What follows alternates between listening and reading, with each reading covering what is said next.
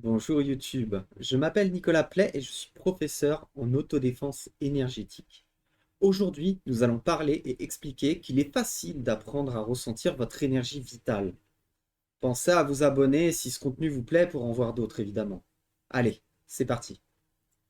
Pour les nouveaux arrivants, je vais quand même expliquer ce qu'est l'énergie vitale en premier lieu.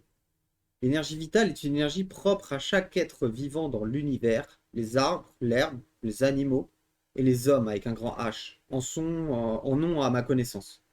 Il y en aura peut-être, bon, je suis pas sûr, j'ai pas vérifié, mais les microbes, les insectes, ce genre de choses, il y a sûrement de l'énergie vitale en eux aussi.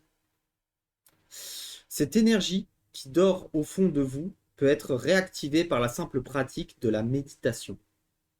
En faisant de la méditation tous les jours, vous permettrez de ressentir votre énergie.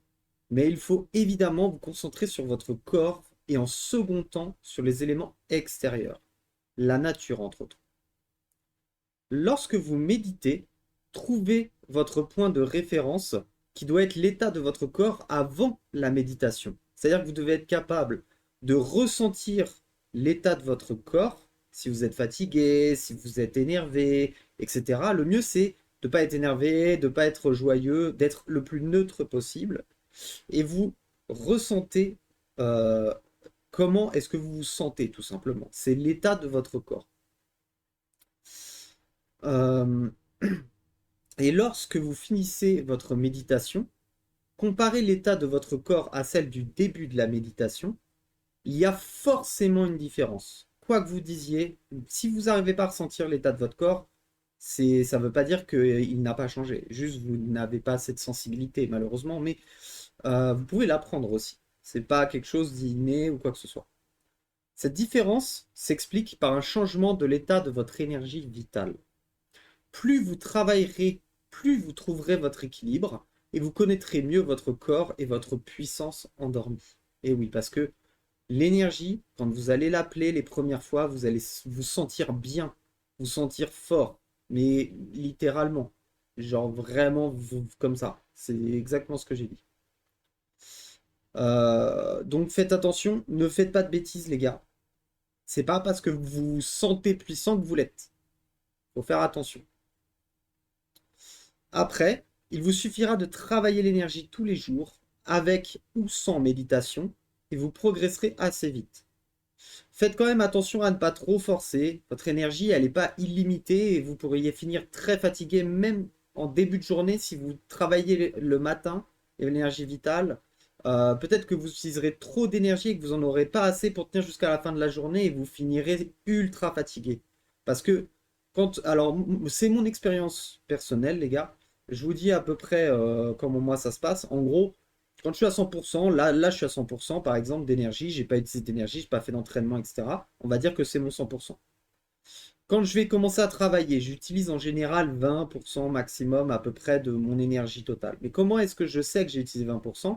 Parce que je me connais, parce que j'ai déjà beaucoup travaillé l'énergie et que je sais exactement à quel débit je dois aller pour retirer juste 20%. D'accord? C'est vraiment ça, c'est de l'expérience. C'est comme dans les combats. Tu peux apprendre la théorie, mais quand tu as la pratique, tu es encore plus efficace. Et ben moi j'ai la pratique. Voilà. Et l'expérience. Donc, et la connaissance aussi.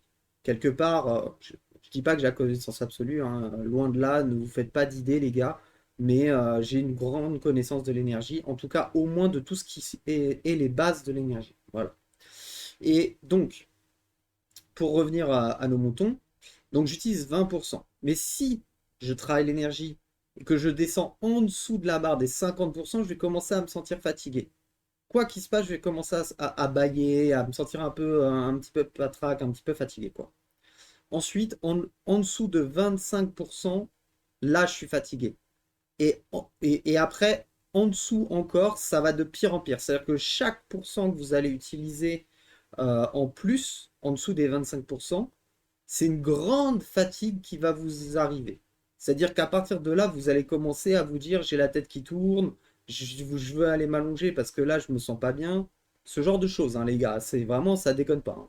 Moi, au début, quand j'ai commencé à apprendre, pour connaître mon corps et mon énergie, il m'a fallu énormément de temps, mais j'avais du temps devant moi. Voilà. Donc je me suis permis de le faire parce que derrière, je sais que si je travaillais trop, je pouvais dormir. Donc je vous conseille de prendre un moment, de trouver le moment pour le faire, pour que apprendre votre énergie, votre corps, votre esprit, et pour que vous puissiez progresser dans la meilleure des manières, tout simplement.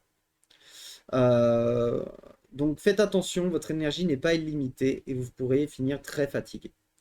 Le mieux pour travailler l'énergie, c'est quand même de trouver un binôme pour apprendre et progresser ensemble. Que ce soit pour la motivation et pour apprendre les effets divers de l'énergie sur les autres et apprendre à la ressentir et se protéger aussi. Parce que si la personne, votre binôme, se met à utiliser de l'énergie contre vous, vous allez me dire, ouais, mais on va pas faire ça. Dans tous les cas, si vous travaillez en binôme, l'énergie de l'autre va vous affecter. Dans tous les cas de figure. Donc, vous devez apprendre à supporter l'énergie de l'autre et aussi à vous en protéger, à vous, comment dire, à bloquer, on va dire, l'accès de l'énergie de l'autre à votre corps.